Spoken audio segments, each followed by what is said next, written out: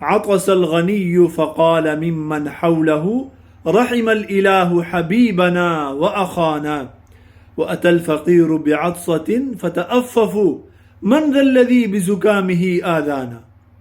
اس شاعر نے ہمارے رویوں کی کتنی ہی خوبصورت عکاسی کی ہے اور کیسے ہی کڑوا سچ بولا ہے کہ ہم انسان کو تولتے ہیں پیسے کی بنیاد کے اوپر، جیب کی بنیاد کے اوپر، شرافت کی بنیاد کے اوپر اور اخلاق کی بنیاد کے اوپر نہیں تولتے۔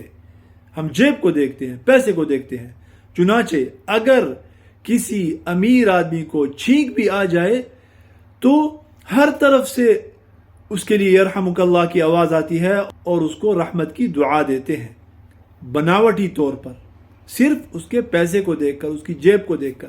لیکن اگر یہی چھینک کسی مسکین غریب کو آ جائے تو اس کی چھینک کا جواب تو ہم کیا دیں گے؟ یرحمک اللہ کے ساتھ ہماری پیشانی کے اوپر بل آ جاتے ہیں اور کہتے ہیں کہ بھئی یہ کیا جراثیم پھیلا رہا ہے، ہمیں بھی بیمار کر دے گا کیا؟ یہ ہماری حالت ہے، یہی سچ ہے۔